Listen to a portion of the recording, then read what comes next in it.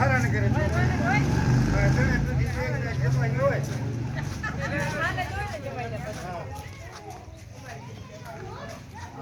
બરોબર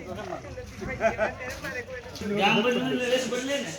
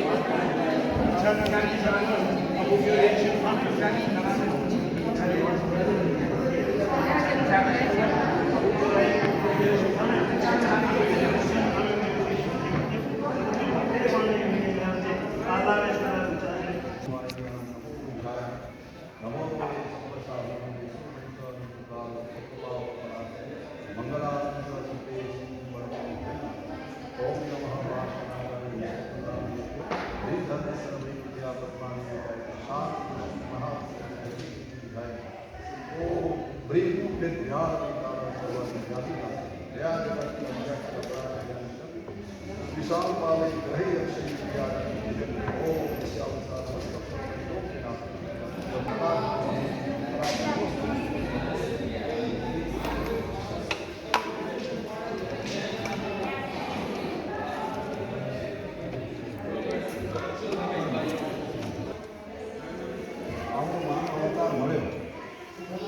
मानव अवतार શા માટે અત્યારે તમને બધાને પોતાને જોઈને લાગે કે રૂપિયા કમાવા માટે માનવ મળ્યો અને નાનાઓને જોઈને એમ લાગે કે મોબાઈલ માટે મળ્યો તો કે મોબાઈલ તો બધાને નાના મોટા ઠંડા મોટા બધા હવે રસ્તામાંથી જેટલા પણ નીકળીએ ને જૂના જમાનાની અંદર હજી તો 10-20 વર્ષ પહેલાં બધા નાખું કરતા હોય નહીં કરતા અત્યારે તો જુવાનિયા જુઓ મોસા જુઓ ઓછી જુઓ નાના બાળકો જુઓ 3 વર્ષના બાળકોથી માંડી અને 83 વર્ષના મોટા આખો દિવસ બચાવ નાના બાળકોને તો પારાવાર નુકસાન તમે તો હજી સમજીને થોડા પૂછેલા છે આમાં શું સારું શું ખરાબ હવે આ પહેલું એને શું સમજાવ કરે આ મોબાઈલની અંદર મારી વખતે આમ બટન દબાવતા પોર્નોગ્રાફી નીકળી ગઈ અને કોઈ એવા ખરાબ દૃશ્ય જોવા મળી ગયા તો તમારા એ એટલું બધું બગડી ગયા ભવિષ્યમાં આ એક મોટામાં મોટું રાક્ષસ છે તમારા બાળકોને તમારી ભાવિ પેઢીને ખતમ કરી નાખતા એમ સમજો ને બ્રહ્માસ્ત્ર તો આ બધા બાળકોની અંદર તમે અત્યારે નાના છોકરા છોકરીઓ એજ્યુકેશન આપવા માટે એટલા બધા પ્રયત્નો ઓછામાં ઓછા 10 થી 15 વર્ષ તમારા એમાં જાય બરાબર પછી એ ડિગ્રી મેળવવામાં જાય પછી જોબ મેળવવામાં જાય પછી લાઈન મેળવવામાં જાય એમ કરતાં 40-50 વર્ષને રોકડી જાય હજી તો સેટ થાય નથી આવી પરિસ્થિતિની અંદર તમે તો એજ્યુકેશનની પાછળ 10-15-20 વર્ષ બગાડ્યા પછી એ ઉકાળે શું છે મને જવાબ અમારા છોકરા બીજાનું તો શું કરે તમારી સેવા કરવા તૈયાર થતા નથી આવા સમયમાં આવા ગુજારા સમયમાં તમારા બાળકોને સંસ્કાર મળે એના માટે તમે કેમ પ્રયત્નશીલ બનતા નથી મારો પ્રશ્ન એ દાખલા તરીકે નમસ્કાર તીર્થમાં ઉદ્ધાર છે અને એમાં 50 દિવસ સુધી આ નાનકડા છોકરાને 10-15 વર્ષના છોકરાને 5 દિવસ નહીં 5 કલાકમાં મોબાઈલ વગર ચાલે એવી અત્યારે સ્થિતિ છે. અને એ જ બાળક ઉદ્યાન તપ કરવા જ્યારે આવે ને એ વખતે નોન સ્ટોપ 50 દિવસ સુધી વિધાઉટ મોબાઈલ એ રહી શકે અને આનંદ આવે. આમ તમારા બાળકો ખાલી અડધો કલાક પૂરું થાય ને જમવામાં કોઈ થાળી પચાય છે ને એવું. અને અત્યારે ઉદ્યાન રાખીએ તો પણ સાંભળવા કોણ આવે જેને જરૂર નથી. આમની નાની પ્રજા થોડી આવવાનું. ઉદ્યાનની અંદર જ્યારે તમે મૂકો સતત રોજના 1 કે 2 કલાક એને સતત સાંભળવા મળે એના કારણે લોકોત્તર સંસ્કાર જૈન ધર્મ ખરેખર કેવો પ્રતિક્રમણ વગેરે ક્રિયા શું છે, અમાસના વગેરે ક્રિયા શું છે, એના લોકોત્તર કેવા ફળો છે એ બધું એને જાણવા મળે નહીં, પ્રેક્ટિકલ અનુભવમાં મળે. અને એની અંદર પણ 3 દિવસ વઘરા લાગે પણ ત્યાર પછી એટલો બધો આનંદ આવે કોઈ છોકરો નીકળવા તૈયાર ના થાય. આ જબરદસ્ત ફળો પણ તમને એના માટે તમે તમારા બાળકોને, તમારા સંતાનોને, તમારા સંબંધીઓને તૈયાર કરવા માટે તૈયાર છો, ખરેખર તૈયાર કરો. રાપરથી ગયા વખતે આવ્યા હતા 20 ફોર્મ, એમાંથી મારા ઘરથી 4-5 જ આવ્યા. હા, 3 પરિસ્થિતિમાં એમના 9 શિષ્યાઓ અને લગભગ 5-7 છોકરીઓ એ બધાને છોડી અને રાપર સંઘની અંદર ગયા અને રાપરના સંઘની અંદર ખૂબ લાભ આવ્યો. જેટલા આવે બધા અનુબંધના કર્યા. ગાંધીજી મહારાજનું ચોમાસું જોરદાર, વ્યાખ્યાન જોરદાર, આરાધના વગેરે જોરદાર, બહેનોને ભાઈઓને બધાને ખૂબ મજા આવી. મને પણ આનંદ થયો. એ એમને પહેલા દિવસે પત્રમાં શું લખ્યું ખબર છે?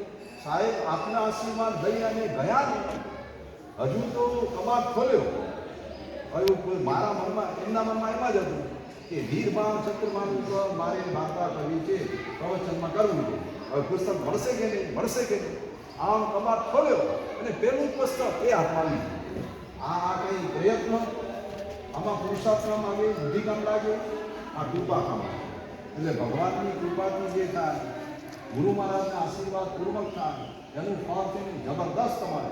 એટલે તમે જો ખરેખર અહીં તમારા મનની અંદર થોડીક પણ જો ભગવાન પ્રત્યે શ્રદ્ધા હોય, લોકોત્તર શાસન જાણવા માટે જો ઉત્સુકતા હોય તો તમારા જેટલાની પણ શક્તિ અને અનુકૂળતા હોય એ બધાને જ્ઞાન કરવા માટે મોકલજો. બાળકોની કદાચ સ્કૂલ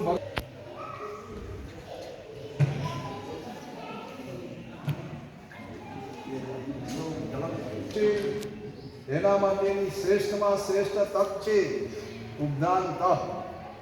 50 દિવસમાં અમે ઘડિયાળ રિપેરિંગ કરી આપશું. પછી તમે બગાડી નાખો તો પછી જવાબદારી અમારી નહીં. અત્યારે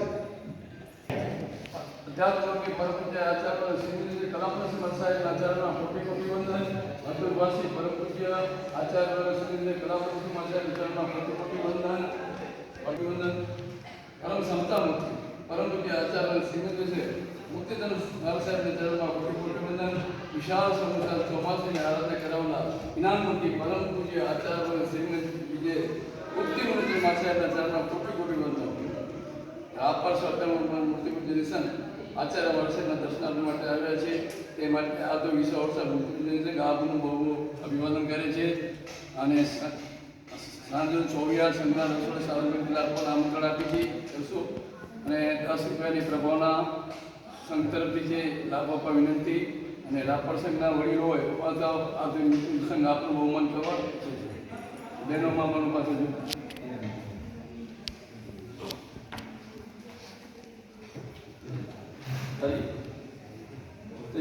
श्री सुभाषनाथ भगवान की, श्री चिंतामणि वासनाथ भगवान की, श्री वासुपूज्य स्वामी भगवान की, श्री पद्मजी तीर्थनाथ देवेंद्र कंचन कलापूर्ण श्री सजी महाराज साहेब नाम कोटि कोटि वंदन.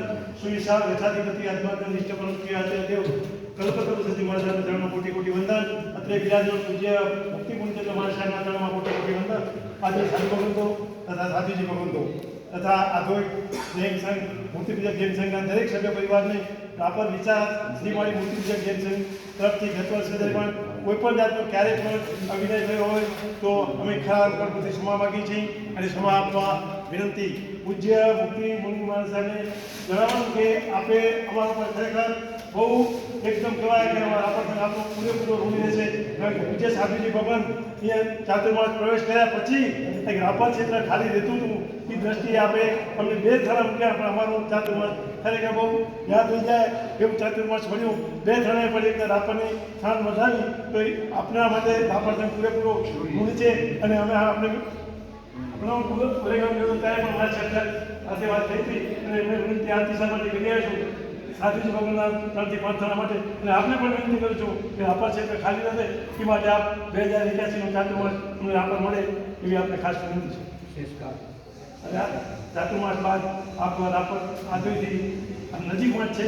સંસ્કારમાં જે મને વધારે થાય સિસ્ટમમાં લખ્યો છે રાપર ઘણો ટાઈમ ત્યાં આપણે વાયદા હાલે છે, પણ હજુ સુધી આપણો કંઈ મેળ પડતો નથી. તો સંસ્કારમાં વધારે રાપરનો લાભ આપવો.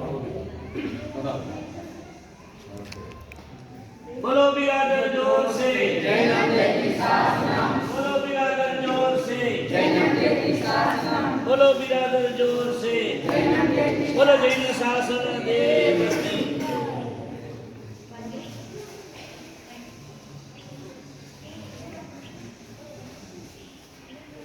બોલો વિરાટ જોર સે જય નંદે કી શાસના, બોલો વિરાટ જોર સે જય નંદે કી શાસના, બોલો વિરાટ જોર સે જય નંદે કી શાસના.